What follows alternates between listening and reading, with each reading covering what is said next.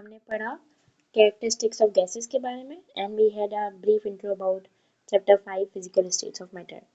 आज हम पढ़ेंगे प्रॉपर्टीज ऑफ गैसेस के बारे में।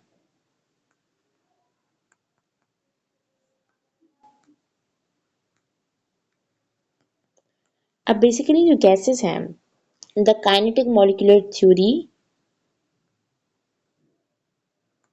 Explains the behaviour of gases, जैसा कि मैंने पिछली वीडियो में बताया।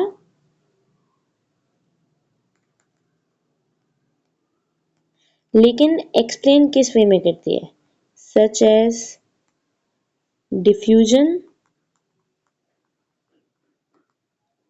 Effusion,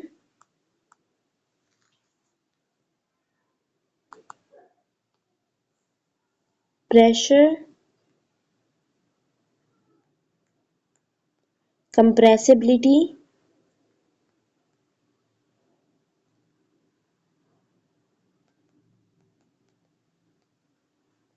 mobility and density। अब ये सारी चीजें हैं क्या? we'll be studying them right now। सही है, तो पहले हम स्टार्ट करेंगे किससे? डिफ्यूजन से। Now diffusion is basically defined as the mixing of molecules by random motion। Molecules by random motion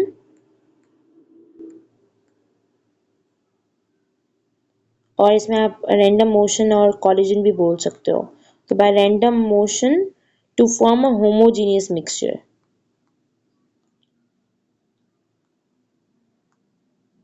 If you don't know what's homogeneous mixture, then do not worry, because homogeneous mixture is a very simple thing. Homo means same and genius means phase. So when you mix something and it is in the same phase, then it is known as a homogeneous mixture।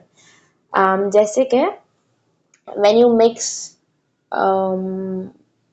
Rooh Afza with water, so you know what, when you mix it, जब आप उसको एक container में mix कर लेते हैं, तो अब ये कंटेनर है जिसमें we have mix Rooh Afza and water. सही है, तो अब इस कंटेनर में इट्स फिल्टर्ड हेयर, तो अब आप उस कंटेनर में से उस मिक्सचर को यहाँ से लें, यहाँ से लें, यहाँ से लें, यहाँ से लें, वो सेम फेस से निकलेगा। सही है, यहाँ से भी आपको रूह अफ़ज़ा मिलेगा, यहाँ से भी रूह अफ़ज़ा मिलेगा, यहाँ पे भी रूह अफ़ज़ा मिलेगा, यहाँ से भी रूह अफ़ज़ा मिलेगा। सिमिलरली अगर आप हेट्रोजीनियस मिक्सचर की बात करेंगे, तो when you mix sand with water, तो आपको पता है सैंड नीचे चली जाती है एंड पानी ऊपर हो जाता है। तो अगर हम यहाँ से लेंगे तो आपको सैंड मिलेगी, यहाँ से लेंगे तो आपको वाटर मिलेगा, राइट। तो दैट मीन्स कि homogeneous mixture is a mixture which is in the same phase. या I've given you example of that as well। तो हम कहाँ थे? डिफ्यूजन पे। Diffusion is a mixing of molecules by random motion or collision to form uh, a homogeneous mixture। homogeneous mixture को form करने के लिए when the molecules are mixed, सही है, वो molecules mix कैसे होते हैं? random motion से mix होते हैं। These are molecules of gases। Because of random motion between them, they'll get mixed to form what? To form a homogeneous mixture। Gases जो हैं दोज आर रैपिडली डिफ्यूजिबल, और rate of diffusion depend किस पे करता है? एक और चीज, the rate of diffusion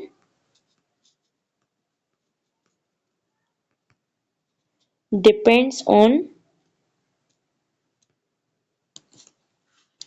the molecular mass of the gas. जितना मॉलिक्यूलर मास होगा ना एक गैस का, उतना ही इसका रेट ऑफ डिफ्यूजन होगा। फॉर एग्जाम्पल, जो लाइटर गैसेस होती हैं ना,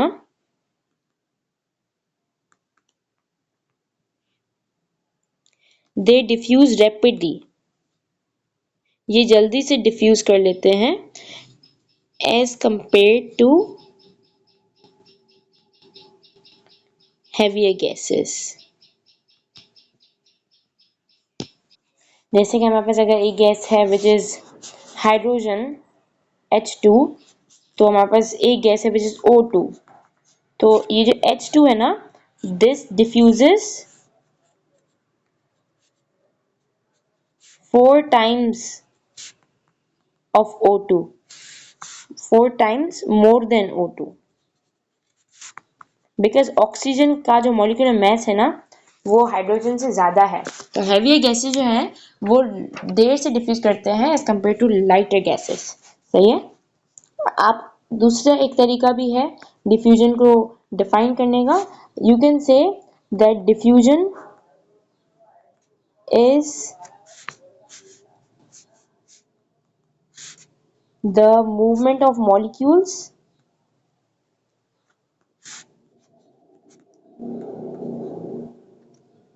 from an area of higher concentration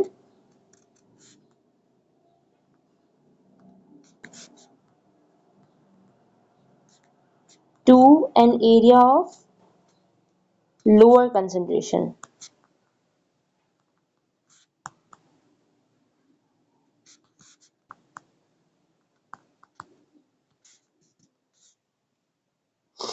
जैसे कि आपके पास परफ्यूम की बॉटल है, सही है। The perfume, you have a bottle of perfume and the perfume is in liquid state, bottle के अंदर वो लिक्विड स्टेट में होती है, राइट। आप जब उस परफ्यूम को स्प्रे करते हैं, it diffuses in the air, वो एयर में डिफ्यूज हो जाती है। तो वो पहले इस कंटेनर के अंदर थी, सही है। ये कंटेनर या फिर ये बॉटल के अंदर वो एक हायर कंसंट्रेशन एरिया के अंदर थी, सही है।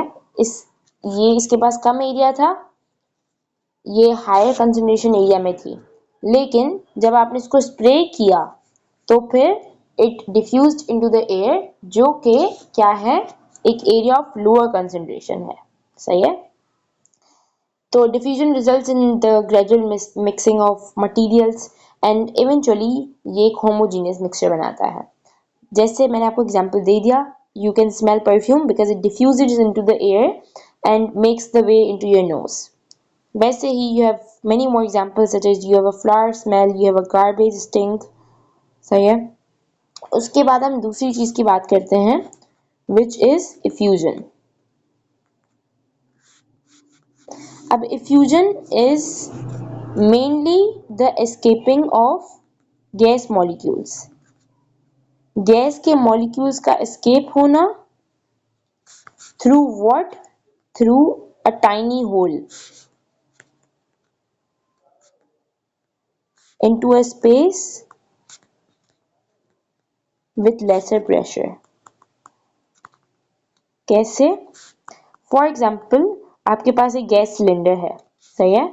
अब उस गैस सिलेंडर में the gas will move through a tiny hole from the cylinder to the gas, सही है। अब उसके लिए एक होल होना जरूरी है, it is the escaping of gas molecules through a tiny hole, सही है। और उसके बाद एक और चीज, जो लाइटर गैसेस हैं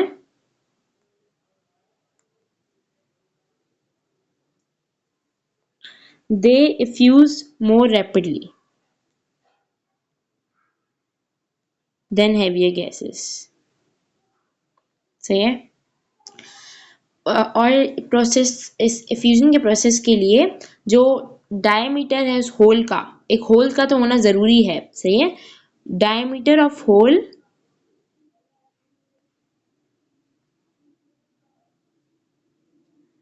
should be smaller than the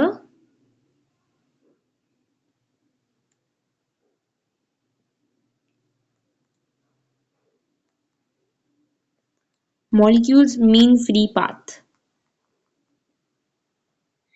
अब एक ऑब्वियस सी बात है, मीन फ्री पाथ होता क्या है?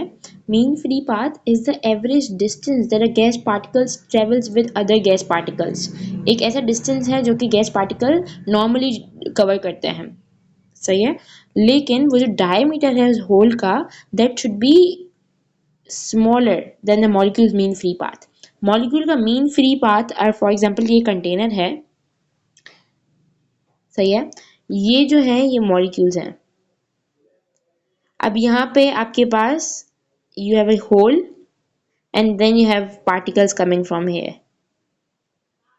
तो अब ये जो डायमीटर है ना, दिस इज द डायमीटर, ये इस मीन फ्री पाथ से छोटा होना चाहिए for the process of effusion. फिर the third thing that will study today is pressure. मैंने पीछे प्रेशर समझा दिया था जब हम डिफ्यूजन की बात कर रहे थे, तब मैंने प्रेशर के बारे में समझाया था, या बल्कि जब हम in the first video when we were discussing about the characteristics of gases, तब मैंने प्रेशर की बात की थी कि pressure is the force exerted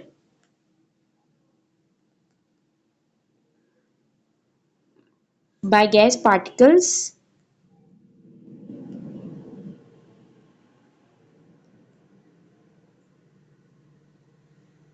and per unit area।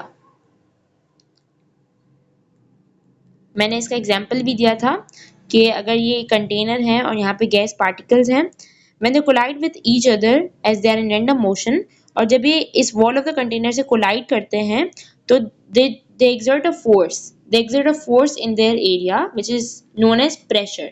तो हम प्रेशर को ऐसे लिख सकते हैं कि P is equals to force per unit area which is P is equals to F upon A। सही है। उसके बाद इसका यूनिट भी होता है, लाइक फोर्स का यूनिट है न्यूटन, फोर्स का यूनिट है newton and area is metre, metre square.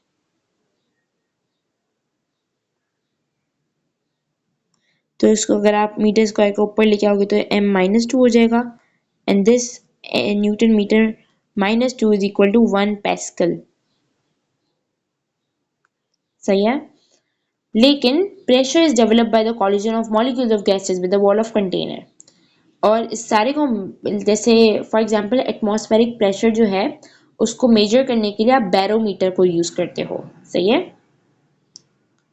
उसके बाद we'll be talking about compressibility, जो कि I guess which was the fourth thing that we wanted to discuss is compressibility।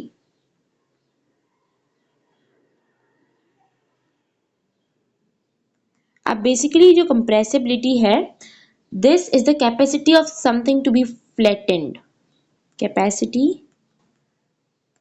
of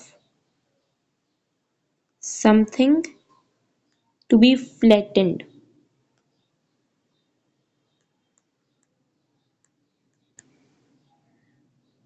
कोई भी ऐसी चीज जो कि साइज से रिड्यूस हो जाए बाय प्रेशर, उस पर थोड़ा सा प्रेशर एक्सर्ट करें और वो चीज़ अपनी साइज को रिड्यूस कर दे, अपनी साइज को डिक्रीज कर दे, कम कर दे, that is known as compressibility. It is the capacity of something to be flattened. सही है।